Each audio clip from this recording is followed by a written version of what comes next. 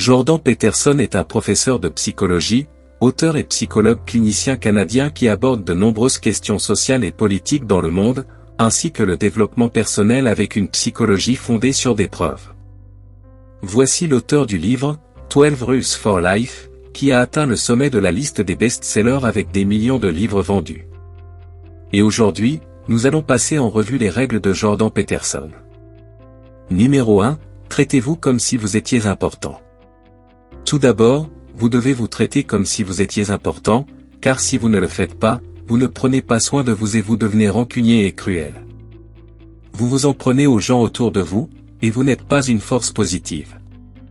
Rien de tout cela n'est bon. Donc vous souffrez plus et tout le monde autour de vous aussi. Et il y a une malveillance. Rien de tout cela n'est bon. Voilà ce qui arrive si vous ne vous traitez pas comme si vous étiez important. Et ensuite, que se passe-t-il si vous ne traitez pas les autres comme s'ils étaient importants? Eh bien, vous leur mentez, vous les trompez, vous les volez, vous entrez dans des relations impulsives avec eux. Ils ne peuvent pas vous faire confiance. Ça ne mène nulle part. Ils ne vous aiment pas, vous finissez seul au mieux, et peut-être comme en incarcération au pire, comme ça ne marche pas. Et donc vous regardez les gens autour de vous qui prospèrent indépendamment de ce qu'ils font. Ils agissent selon la proposition que tout le monde compte. Et alors vous avez une société fonctionnelle. Et je pense que si lorsque vous mettez en pratique la proposition que tout le monde compte, vous avez une société fonctionnelle, peut-être que c'est une preuve que cette proposition est vraie. Numéro 2. Ayez un objectif. Structurez vos perceptions. Par exemple, une fois que vous avez un but, littéralement les structures perceptuelles dans votre cerveau, dans votre cortex visuel se réorientent pour calculer un chemin vers le but, et puis ce qu'ils vous montrent dans le monde sont des obstacles à ce chemin.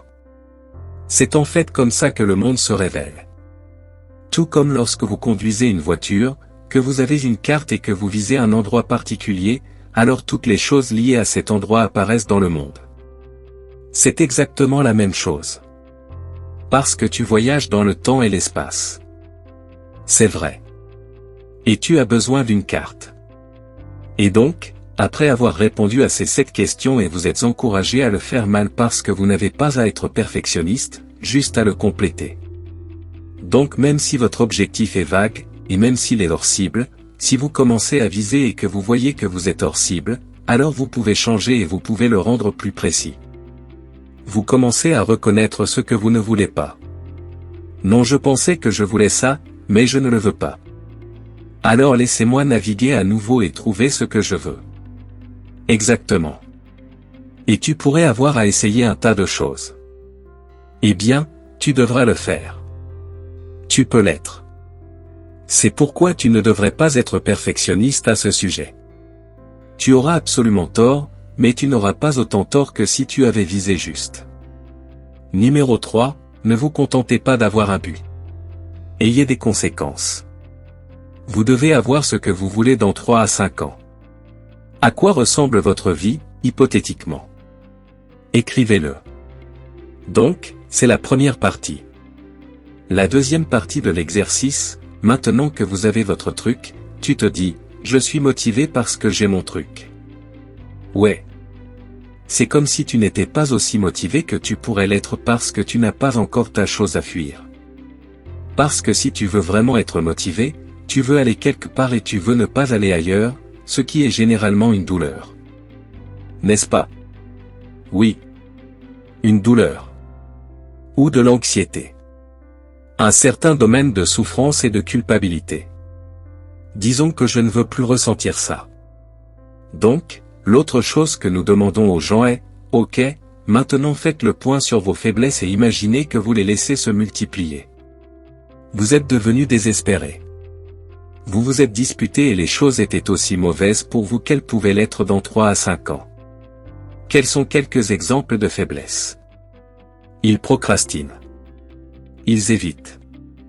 Ils sont grandioses. Ils sont narcissiques. Ils sont indisciplinés. Ils sont nihilistes. Ils sont sans but. Toutes ces choses. Je l'ai. Ils prennent un moyen de s'en sortir rapidement. Ils poursuivent des plaisirs impulsifs. Ils sacrifient le sens pour l'opportunité. Ils ne s'occupent pas de leurs responsabilités de base. Ils se battent stupidement avec leurs parents. Ils ne négocient pas correctement avec leurs conjoints. Ils sont amers au travail parce qu'ils n'ont pas dit ce qu'ils avaient à dire. Ils n'ont pas réfléchi à ce qu'ils vont faire demain. Ils boivent trop. Ils fument trop. Ils prennent trop de drogue. Ils ne se régulent pas. Ne font pas d'exercice. Alors, il y a des choses comme ça. Et tout le monde sait, et tout le monde a un ensemble de faiblesses qu'il connaît. Et donc numéro 4, développer la discipline. Les jeunes doivent généralement faire face à un excès de chaos parce qu'ils ne sont pas très disciplinés. Voyons voir si je peux formuler cela correctement, que vous avez une certaine liberté délicieuse, merveilleuse et positive en tant qu'enfant, et que vous l'abandonnez à l'approche de l'âge adulte. Mais la vérité, c'est que vous avez beaucoup de potentiel en tant qu'enfant, mais rien de tout cela n'est capable de se manifester sous forme de liberté avant que vous ne deveniez discipliné. Et la discipline est une question d'imposition de l'ordre, et l'ordre est nécessaire. Surtout pour les gens qui sont désespérés et nihilistes. Et beaucoup de gens sont désespérés. Beaucoup plus de gens que vous ne le pensez. Et c'est en partie parce que personne ne les a jamais vraiment encouragés. Et donc le livre est en partie une question d'encouragement. C'est comme si vous vous imposiez une structure disciplinaire, que vous maîtrisiez le chaos, et qu'ensuite vous puissiez évoluer vers un état plus libre parce que c'est d'abord une discipline. Si vous voulez devenir un pianiste de concert, il y a plusieurs milliers d'heures de pratique extraordinairement disciplinées. C'est l'imposition d'un ordre sur ton potentiel, disons. Mais ce qui en découle est une liberté bien plus grande. Et donc dans pratiquement toutes les libertés que vous avez dans la vie, la liberté s'achète au prix de la discipline. Et donc numéro 5, faites-vous ami avec des gens qui veulent le meilleur pour vous. Et la règle suivante est, soyez amis avec les gens qui veulent votre bien. Et c'est une méditation sur ma propre enfance et adolescence dans une certaine mesure. J'avais des amis qui voulaient le meilleur pour moi et d'autres qui ne le voulaient pas, et vous savez, c'étaient des amis. Certains d'entre eux visaient le haut et d'autres le bas. Et si vous avez un ami qui vise vers le bas et que vous faites quelque chose qui vise vers le haut, alors ils ne sont généralement pas très heureux de ça. Vous savez, ils essaient de surpasser votre réussite avec une de leurs propres réalisations, hypothétique ou réelle, où ils critiquent ce que vous faites, ou vous offrent une cigarette si vous essayez d'arrêter de fumer et que vous y êtes parvenu. Ou un verre, si vous avez trop bu et que vous essayez d'arrêter d'être alcoolique. Ouais, ils sont cyniques, amers et dévoués à rien de bon. Et parfois ce sont les membres de la famille aussi, parfois c'est même une partie de vous. Mais ce chapitre est une injonction aux gens, comme si vous aviez une responsabilité éthique de prendre soin de vous.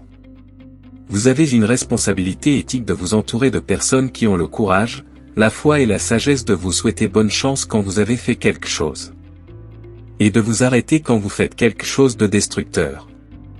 Et si vos amis ne sont pas comme ça, alors ce ne sont pas vos amis. Numéro 6, se fixer des objectifs réalisables. Alors, nous disons aux gens, prenez votre vision positive et transformez-la en 8 objectifs réalisables. Et ensuite, classez-les dans une hiérarchie parce que vous en avez besoin. Comme un objectif principal, puis des objectifs progressifs. L'autre chose à faire est de briser les objectifs en objectifs progressifs afin que vous ayez une probabilité raisonnable de réussir. Voici une étape que tu pourrais franchir qui te pousserait au-delà de ce que tu es, mais que tu as aussi une probabilité raisonnablement élevée de réussir. Ils appellent ça « dans un délai ». Dans un certain délai. C'est l'autre chose. Vous devez le paramétrer par rapport au délai. C'est ça. Et ça vous place dans la zone de développement proximal. Et c'est un concept qui a été créé par un type nommé Vygotsky. C'était un psychologue russe du développement, et il était intelligent. C'est de là que vient l'idée d'être dans la zone. Et quand vous êtes dans la zone, vous développez vos compétences d'une manière qui est intrinsèquement gratifiante parce que vous réussissez. Et donc vous vous les fixez, si jamais bien à vous-même. Vous vous dites, ok, je dois me fixer un objectif, mais je dois me fixer un objectif que quelqu'un d'aussi stupide et inutile que moi pourrait probablement atteindre s'il y mettait du sien. C'est vrai. Et alors vous l'avez parfaitement parce que c'est tellement élevé que c'est grandiose ou impossible, que tu échoues forcément, et ensuite tu justifies ton amertume. J'ai fixé un objectif et je ne l'ai pas atteint, alors je ne vais plus en fixer. Dites-vous cela. Oui, c'est ça. Tu ne l'as pas calibré correctement. Et tu t'es joué un tour à toi-même parce que tu voulais échouer pour pouvoir te justifier de ne pas avoir à le faire. Et d'être une victime. Ce qui n'est pas utile. Tu seras toujours une victime. C'est comme s'il n'y avait aucun moyen de s'en sortir. Donc, tu sais, parce que la vie est un défi qui dans un certain sens ne peut être surmonté. Donc il n'y a pas d'issue à ton problème. Mais il y a certainement des façons appropriées de le gérer. Et donc tu exposes ces 8 étapes. Donc ici, quelle sorte de justification est une bonne justification pour vos objectifs? Pourquoi ce serait bon pour toi? Pourquoi ce serait bon pour ta famille si tu atteignais ce but? Pourquoi serait-ce bon pour la communauté au sens large? Parce que si c'est un bon objectif, il devrait être bon pour vous. Mais si c'est un très bon objectif, il devrait être bon pour vous d'une manière qui est bonne pour les autres. Gagner, gagner, gagner. Oui, exactement. Et si vous devez décider quels sont vos objectifs, pourquoi ne pas établir ceux qui bénéficient simultanément au plus grand nombre de personnes?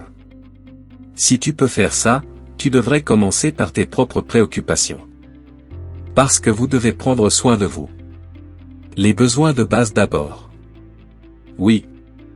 Mettez votre masque à oxygène, puis celui de votre enfant bien sûr.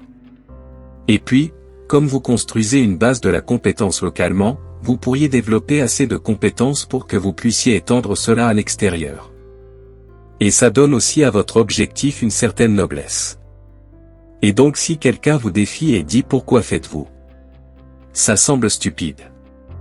Vous pourriez dire que je fais ça parce que ça m'aide à prendre soin de moi, mais ça profite à ma famille et voici les raisons. Et voici les répercussions sur l'ensemble de la communauté. Et comme les gens qui font des objections et des doutes ne sont pas armés pour faire face à ce genre de réponse. Et puis quand vous avez ces doutes dans votre esprit, qui vous tourmentent, vous revenez à vos raisons. Vous dites vos raisons. C'est ça. Dites pourquoi je fais ça. Et rappelez-vous que vous le faites pour votre famille et vos proches. C'est un ensemble de raisons suffisant. Et comme toujours, merci d'avoir regardé et je vous verrai dans la prochaine vidéo.